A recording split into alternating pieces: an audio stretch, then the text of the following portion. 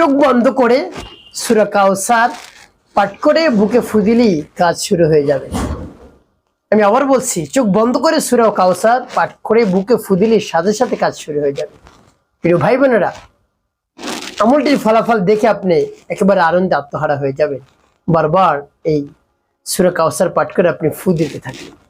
তা আমলটি কখন কিভাবে করবেন, কোন নিয়মে করবেন, কোন উদ্দেশ্যের জন্য করবেন আমি বলে দিচ্ছি।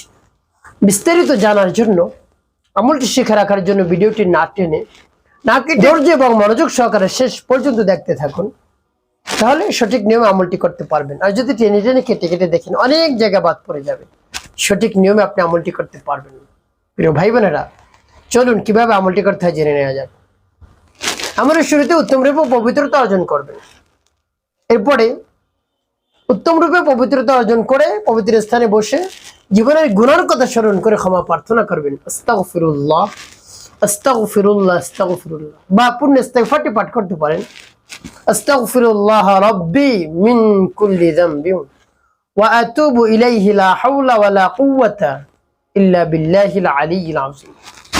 যখন পাঠ করা হয়ে যাবে এভাবে, এরপরে তিনবার দুরূদ শরীফ সাল্লাল্লাহু আলাইহি ওয়াসাল্লাম সাল্লাল্লাহু আলাইহি ওয়াসাল্লাম সাল্লাল্লাহু আলাইহি ওয়াসাল্লাম ইস্তিগফার দুরূদ শরীফ যখন পাঠ করা হয়ে যাবে, এরপর আপনি সূরা কাউসার পাঠ করবেন। প্রিয় ভাই বোনেরা, যখন পাঠ করবেন রব্বি কারীমের কাছে বলবেন, আল্লাহ আমার আমলকে, আমার সময়কে কবুল করুন, আর যে সমস্যা সমাধানের জন্য আমলটি করতেছি সেই সমস্যা সমাধান করে দিন। এভাবে বলে তারপরে আপনি সূরা পাঠ করবেন। পরবর্তী কি করবেন, কোন উদ্দেশ্যের জন্য পাঠ করবেন বলে দিচ্ছি। আগে সূরা বলে নি, আমার সাথে শুনে শুনে সহিষ্ণুতা করে আপনি পাঠ করবেন। বিসমিল্লাহির রাহমানির রাহিম ইন্না আ'তাইনাকাল কাউসার ফাসাল্লি লিরাব্বিকা ওয়ানহার ইন্না শানিআকা হুয়াল আবতার। তবে যখন পাঠ করে হয়ে যাবে, এবার বুকে একটু ফুরবেন। তারপর আপনি আবার পাঠ করবেন, বিসমিল্লাহির রাহমানির রাহিম ইন্না আ'তাইনাকাল কাউসার ফাসাল্লি লিরাব্বিকা ওয়ানহার ইন্না শানিআকা হুয়াল আবতার। পাঠ করে সবার একটু। তারপর আপনি মনে দরদ নিয়ে আবার পাঠ করবেন, বিসমিল্লাহির রাহমানির রাহিম ইন্না আ'তাইনাকাল কাউসার ফাসাল্লি লিরাব্বিকা ওয়ানহার ইন্না শানিআকা হুয়াল আবতার। পাঠ করে সবার। প্রিয় ভাই, কতবার? তিনবার পাঠ করে তিনটি ফু বুকে দিবেন।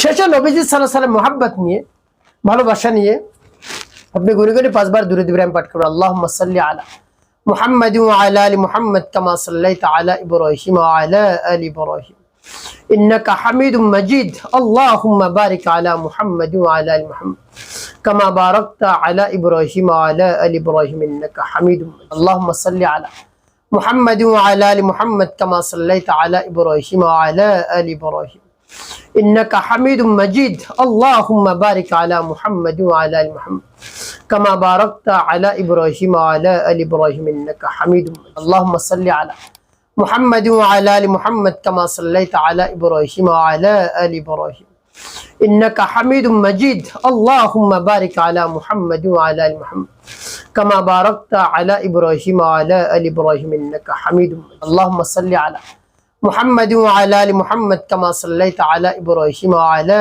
আলি ইব্রাহিম ইন্নাকা হামিদুম মাজিদ। আল্লাহুম্মা বারিক আলা মুহাম্মাদ ওয়া আলা আলি মুহাম্মাদ কামা বারাকতা আলা ইব্রাহিম ওয়া আলা আলি ইব্রাহিম ইন্নাকা হামিদুম মাজিদ। আল্লাহুম্মা সাল্লি আলা মুহাম্মাদ ওয়া আলা আলি মুহাম্মাদ কামা সাল্লাইতা আলা ইব্রাহিম ওয়া আলা আলি ইব্রাহিম ইন্নাকা হামিদুম মাজিদ। আল্লাহুম্মা বারিক আলা মুহাম্মাদ ওয়া আলা আলি মুহাম্মাদ কামা বারাকতা আলা ইব্রাহিম ওয়া আলা আলি ইব্রাহিম ইন্নাকা হামিদুম মাজিদ।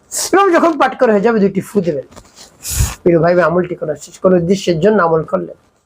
আপনাকে যদি শয়তান, জিন শয়তান ডিস্টার্ব করে, ঘুমাতে দেয় না, শুধু ডিস্টার্ব করে, আপনার বারবার এভাবে অনেক ডিস্টার্ব করে, আপনার শরীরে ভর করে বা দূর থেকে আপনাকে ক্ষতি করে, এভাবে যদি হয়, এভাবে একেবারে সংক্ষেপে সূরা কাউসার পাঠ করুন। জিন শয়তান পালাতে বাধ্য হবে, আপনার কাছে আর আসতে পারবে না।